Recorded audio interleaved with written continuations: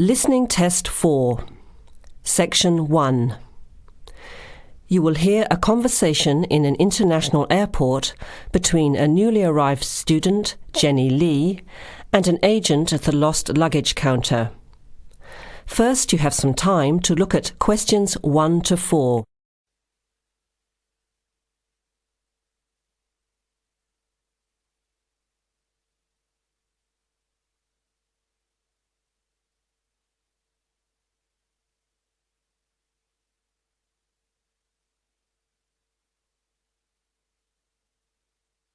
Notice that an example has been done for you. This time only, the conversation relating to the example will be played first.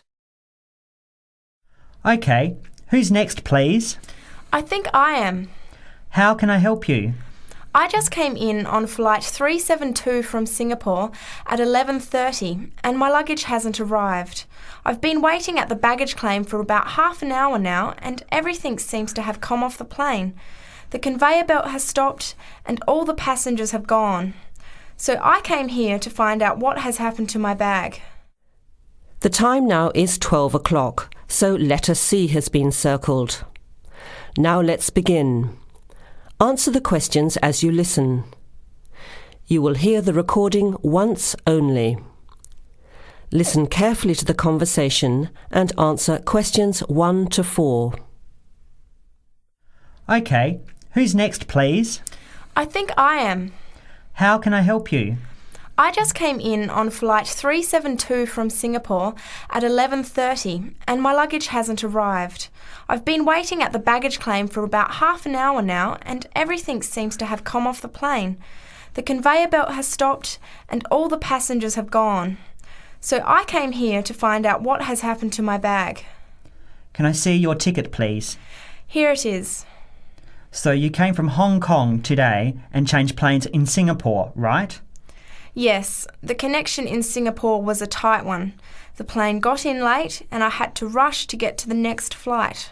That's the problem right there. There wasn't enough time to get your bags onto the connecting flight. Normally Singapore Airport is very efficient. Now, I need you to fill in these forms. Your name? Jenny Lee. Address? I guess you want my address here. I'm staying with relatives. Just a minute, I'll have to look it up. It looks like 583. No, it's 533 East 67th Street in Riverside. Do you have the phone number there? Yes, I do. It's 93014269. So you came in on Qantas Flight 392. Do you know the number of the flight out of Hong Kong? Let me see. I think it was Cathay Pacific 900 or something. Oh yes, it says here, CX912. Before you hear the rest of the conversation, you have some time to look at questions 5 to 10.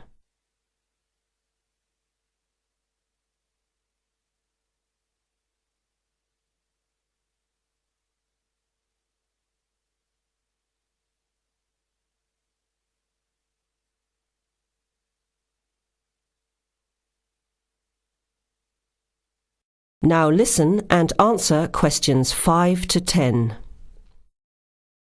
Right. Now, I need a description of the luggage. How many pieces did you check in? Just one. Can you describe it for me? Here is a picture to help you.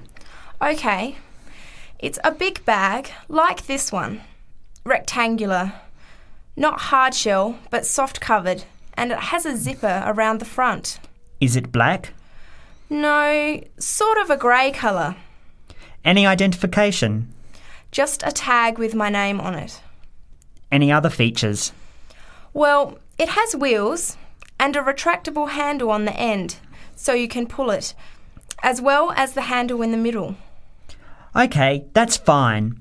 Now, if your bag missed the connection, I'm sure it'll be put on the next flight.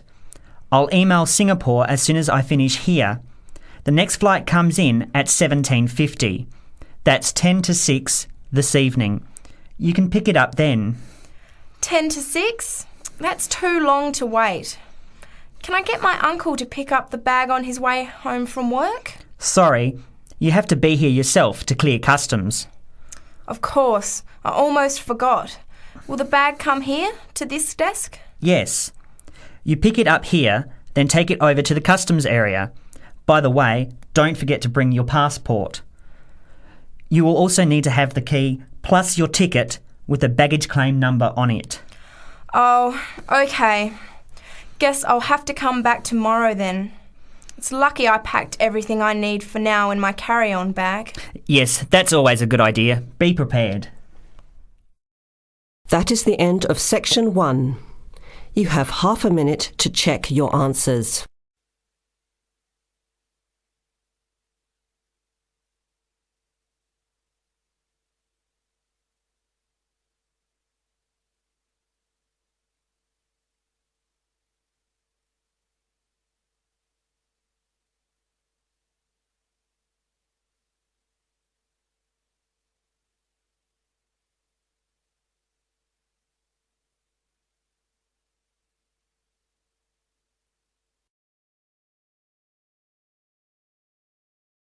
Now turn to Section 2.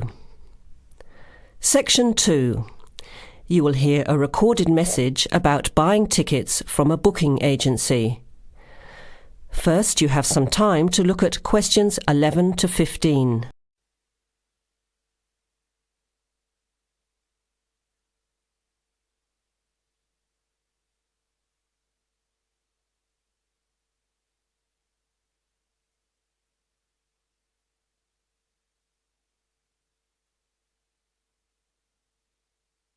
Thank you for calling ATS Advanced Ticketing System, the call system for all your entertainment needs.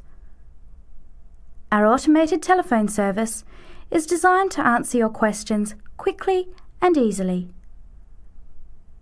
The ATS office in the Regency Theatre is open Monday to Thursdays from 10 a.m. till 5 p.m. and on Friday and Saturday till 8 p.m. For online bookings and detailed program listings, check our website at www.atstix.com. That's spelled ATSTIX.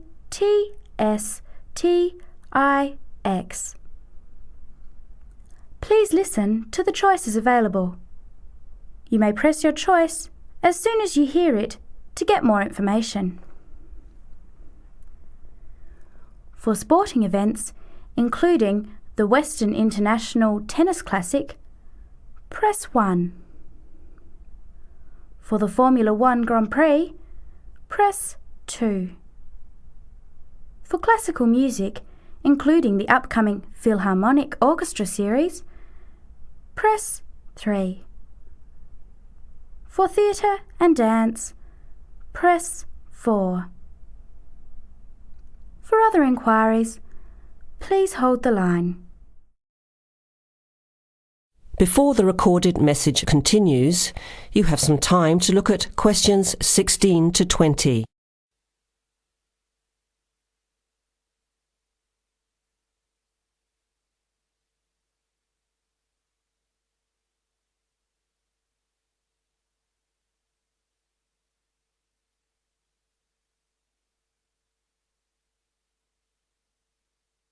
Now, as the message continues, answer questions 16 to 20. Ticket prices for the Formula 1 Grand Prix on the 10th until the 14th of March are as follows. General admission. Thursday, $27. Concession, $10. Friday, $37. Concession, $15. Saturday, $55. Concession, $35. Sunday, $70. Concession, $65. Concession rates apply to children under 14 and to students, seniors and pensioners on presentation of a valid card. grandstand seating. 4-day tickets covering the 6 main grandstands cost $299. However, pit straight tickets are $350, and seats at the chicane cost $450 each. Children under 3 are admitted free to the general admissions area, and children under 14 are eligible for concession prices.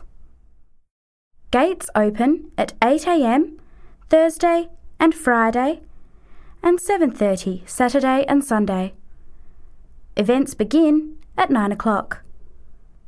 Alcohol, ice boxes, cans, bottles and animals are not allowed on site. There are no refunds or exchanges. On each ticket, a $2.50 booking fee applies. To make a booking, you must have a valid credit card. To listen again, press 1. To make a booking or to talk to a ticket agent, press 2. Your call is in our queue. You can expect to wait about 3 minutes. That is the end of section 2. You have half a minute to check your answers.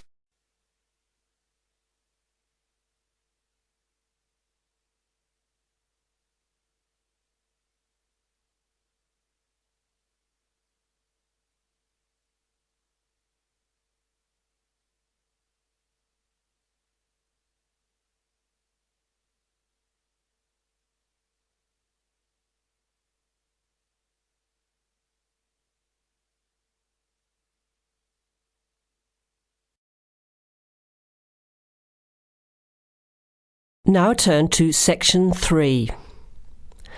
Section 3. You will hear a discussion among 3 students who are organising an international film festival at their college. First, you have some time to look at questions 21 to 24.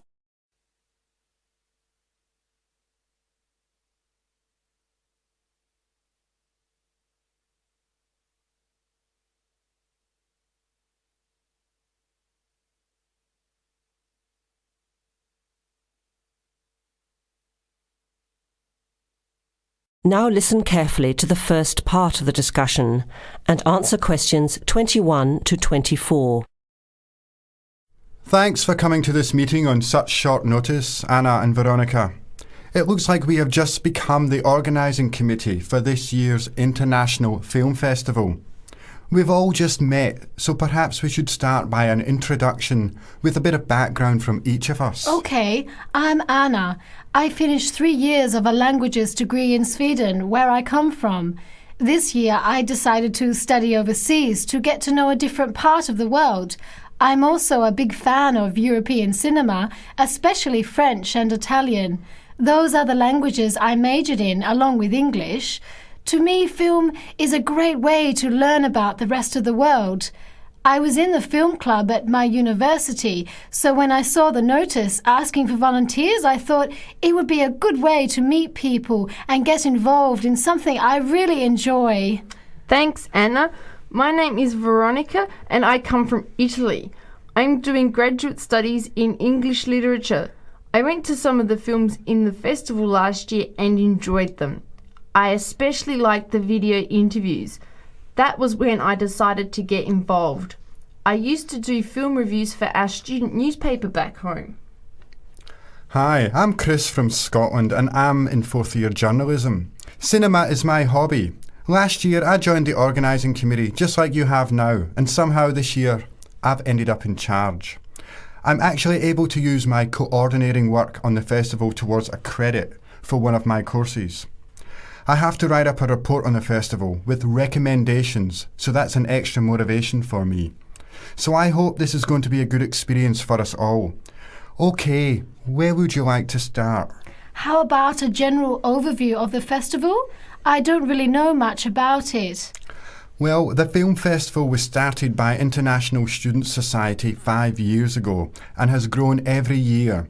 It is held over 4 nights during study break, Wednesday to Saturday.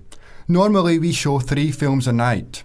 Last year we tried to choose films from different parts of the world that fit together in some way, maybe a similar theme. Or we could feature a type of film like action films or science fiction. Now you have some time to look at questions 25 to 30.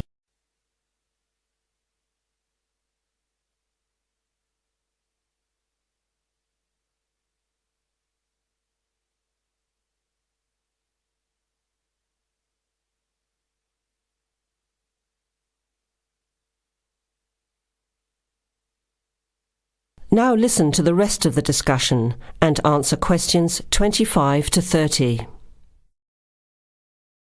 Who picks the films? It's up to us on the committee to decide. You mean we get to pick all the films ourselves? What a hard decision. There are so many to choose from. Well, that's the fun part. We have this catalogue of independent distributors. The films are listed by language and have a short summary. We just have to go through it to find a good combination of films that will attract an audience. Veronica mentioned something about interviews. How does that fit in? We set up cameras in the foyer of the theatre and did live interviews before, during intermission and after the screening. Anyone from the audience could come up and talk about the film. The Broadcasting and Journalism School set it up and ran the interviews. They were shown on big screens around the lobby and in the theatre. It went over really well.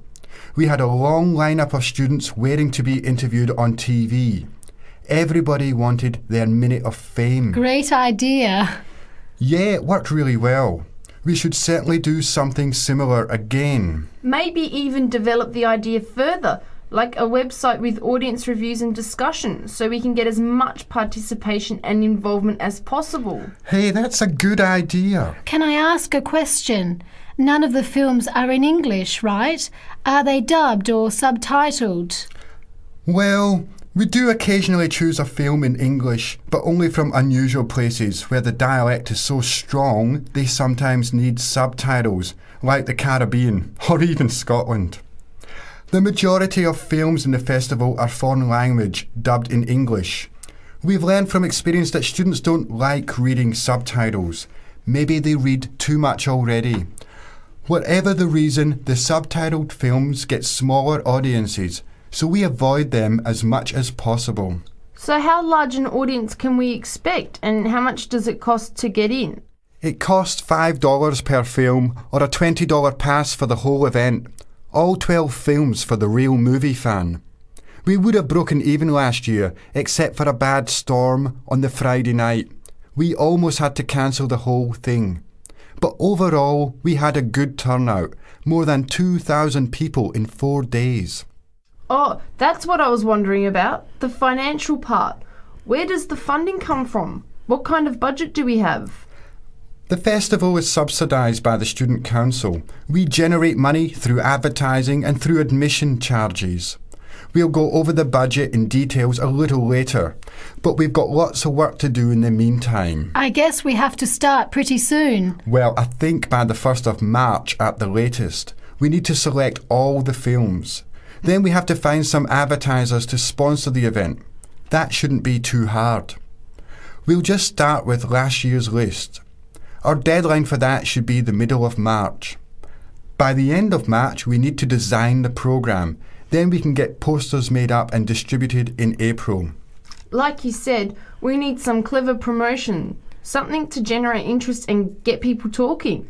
We have 4 months to get ready. It should be enough time. OK, where do we start? Let's start by talking about films, since that is the best part, and see what we come up with. What was the best film you saw last year? That is the end of section 3.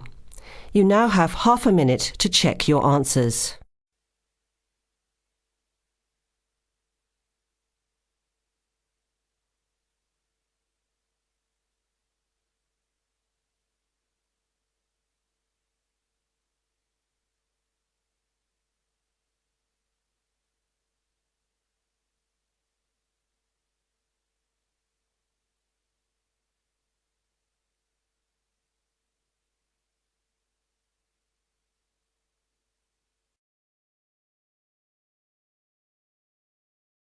Now turn to Section 4. Section 4. You will hear a talk given by a lecturer to a group of civil engineering students on the reed bed system for sewage treatment. Before you hear the talk, you have some time to look at questions 31 to 34.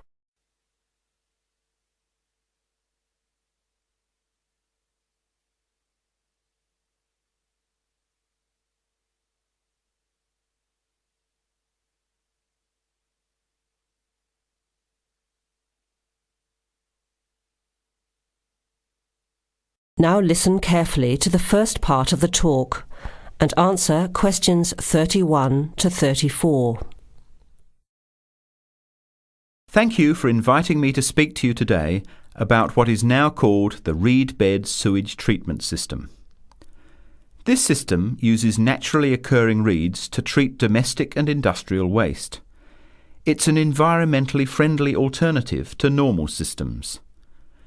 You all know what reeds are like, don't you? Those tall plants with hollow stems that grow in wet places, like marshes, for example. Here's how the system works. First of all, an artificial marsh is created. To do this, holes are dug about 1 metre deep and usually rectangular in shape. They are then lined with clay or plastic, and the liner is covered with gravel. After that, a system of tubing is laid, with holes in it, and more gravel is added to cover that. Finally, reeds are planted in the bed. The sewage is brought to settling tanks. From there, it is distributed to the roots of the reeds through the tubing. Note that the waste material enters the beds underground and remains underground. The reeds conduct oxygen very efficiently through their stems to the roots system. Here, bacteria work to reduce the waste material to basic elements. What comes out of the artificial marsh is water that has been cleaned through a natural process. The purified water leaves the reed bed through a simple outflow pipe. The water that comes out has to be tested. Sometimes it's held in a pond until it evaporates or soaks into the ground. Sometimes, after testing, the water is discharged directly into streams and rivers. Before the talk continues, with questions from the students, you have some time to look at questions 35 to 40.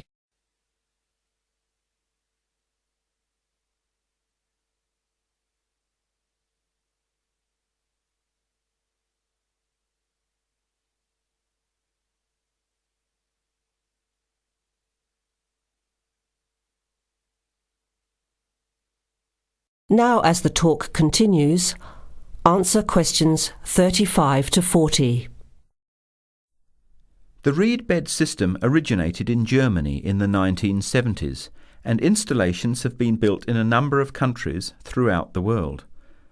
To give you an idea of the size and appearance of a reed bed installation, an area of 3 by 5 metres approximately would be adequate for a single house. It would look like a pond overgrown with reeds. There are cities with 150,000 people in Germany whose entire sewage treatment requirements are served by reed bed installations which extend for 10 to 20 hectares. There are two wonderful environmental advantages.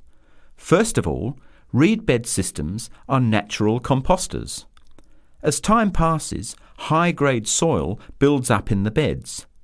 The soil can be removed and used for agricultural purposes. Soil produced from waste containing heavy metals would of course have to be tested and the toxic material removed by chemical processes. An additional advantage is that the reed bed can function exactly as a marsh, providing a healthy natural home or habitat for waterfowl and other birds, insects, reptiles and mammals. But there are practical advantages to a reed bed system over existing sewage treatment plants as well. At all levels, the cost is lower than for normal systems. Labour costs are a fraction of the costs of a conventional system. Typically, a large-scale reed bed installation will cost 10% less than a mechanical system. They require little maintenance, and unlike mechanical systems, the efficiency of reed beds increases over time. But before we go any further, you must have some questions. Maybe this sounds too good to be true.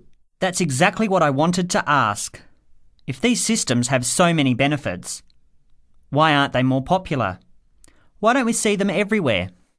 As I said, the technology is now almost 40 years old. Demonstration projects of all types have been built and monitored and are slowly convincing regulators of the advantages of the system. But you have to understand that regulating authorities are by nature conservative and resist change. Typically, there's a lot of opposition to these systems by manufacturers and by everyone involved in maintaining the conventional systems. Reed bed systems require fewer staff to operate, so there would be a decline in the workforce. Therefore, unions would resist the change as well. What happens to reed beds in winter? Does the efficiency decrease? The above-ground part of the plants die back in cold weather, but the roots remain alive and active, and the system continues to work just as effectively in winter. As soon as the weather warms up, new reeds appear and grow quickly. Is there a problem with mosquitoes in these ponds? Well, they're not exactly ponds with standing water. The beds look more like a field covered with long grass. The soil is moist, but not like a swamp, so there would be no more mosquitoes than in any other field. Remember, the effluent enters the beds underground and remains underground. OK, let's get into some of the technical details now, and I'll answer questions as they come up. That is the end of section 4. You will now have half a minute to check your answers.